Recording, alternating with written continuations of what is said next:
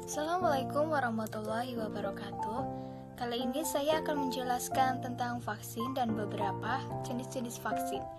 Tolong diperhatikan ya. Sebelumnya, saya perkenalan dulu. Nama saya Dinda Yundirasari dari Pendidikan IPA Universitas Pancasila Sakti Tegal, Angkatan 2018. Oke, mari kita simak penjelasannya.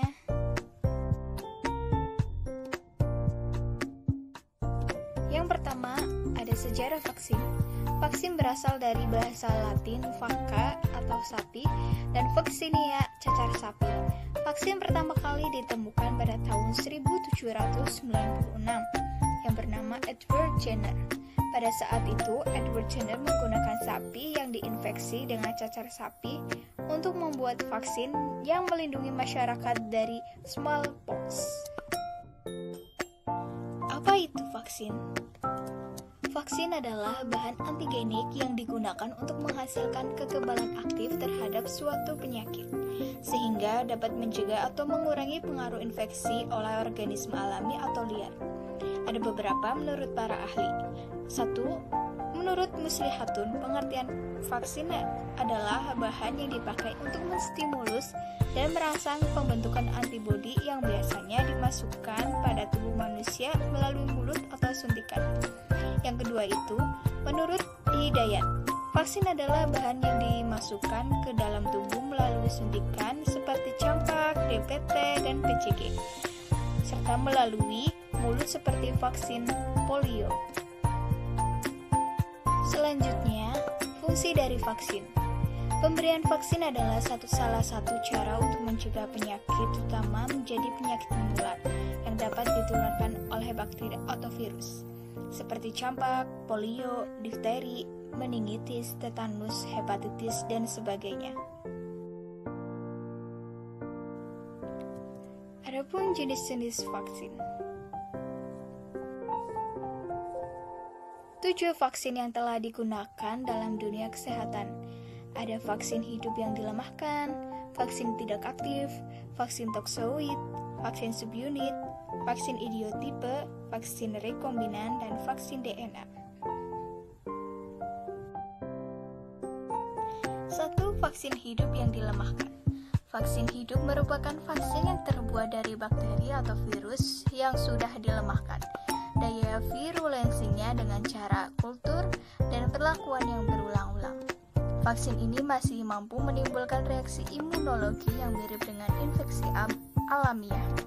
Contohnya, vaksin polio, vaksin MMR, vaksin TBC, vaksin gondongan, dan vaksin cacar air. Yang kedua, vaksin tidak aktif. Disebut dengan killing vaksin, artinya vaksin ini dibuat dari bakteri atau virus yang dimatikan dengan zat kimia atau pemanasan. Vaksin ini dapat berupa seluruh bagian dari bakteri atau virus. Contohnya, vaksin rabies, vaksin pneumonia pneumokokal, vaksin korela, vaksin pertusis, dan vaksin demam tifoid.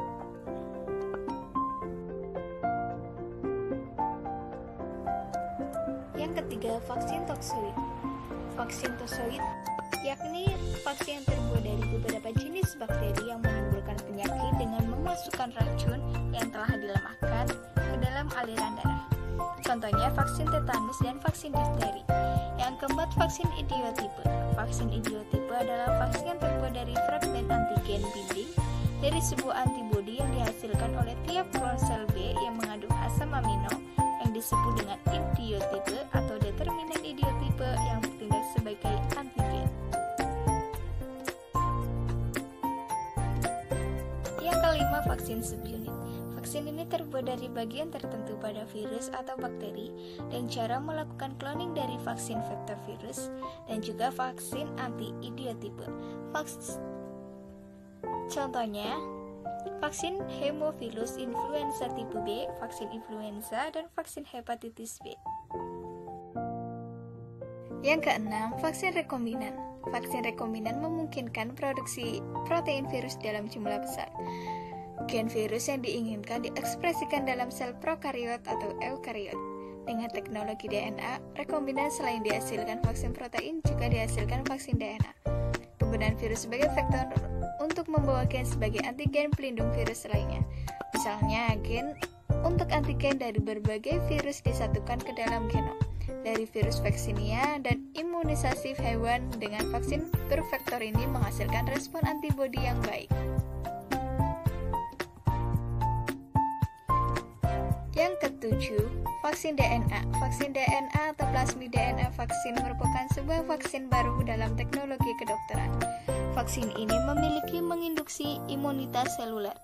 Dalam vaksin DNA, gen tertentu dari mikroba diklon ke dalam suatu plasmid bakteri rekayasa untuk meningkatkan ekspresi gen yang diinsersikan ke dalam sel mamalia. Setelah disuntikkan, DNA plasmid akan menetap dalam nukleus sebagai episom. Tidak berintegrasi ke dalam DNA sel atau kromosom, selanjutnya mensintesis antigen yang dikodenya. Cara kerja vaksin dalam tubuh. Vaksin membantu untuk meningkatkan sistem kekebalan tubuh dengan cara mengaktifkan respon tubuh terhadap penyakit tertentu.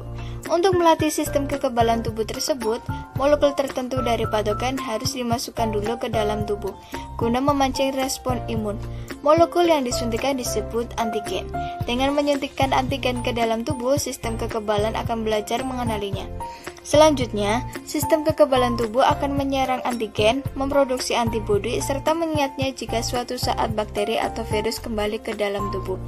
Maka dengan melalui cara kerja vaksin ini, virus atau bakteri yang akan datang kembali secara otomatis sistem kekebalan tubuh akan menyerang dengan agresif. Jadi, virus tidak bisa menyerang ke dalam tubuh dan menyebabkan penyakit. Yang pertama, mencegah penyebaran penyakit. Yang kedua, menghemat waktu dan biaya. Yang ketiga, melindungi dari resiko kematian dan cacat. Yang keempat, merangsang pembentukan zat kekebalan tubuh terhadap penyakit tertentu. Inilah beberapa referensi yang saya gunakan dalam pembuatan PowerPoint ini. Selanjutnya, berikut ini link yang saya gunakan. Itulah penjelasan tentang vaksin dari saya.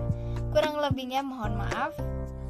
Terima kasih. Wassalamualaikum warahmatullahi wabarakatuh. Peluang guru pendidikan IPA sangatlah besar. Ayo bergabung bersama kami di Pendidikan IPA Universitas Pancasakti Tegal.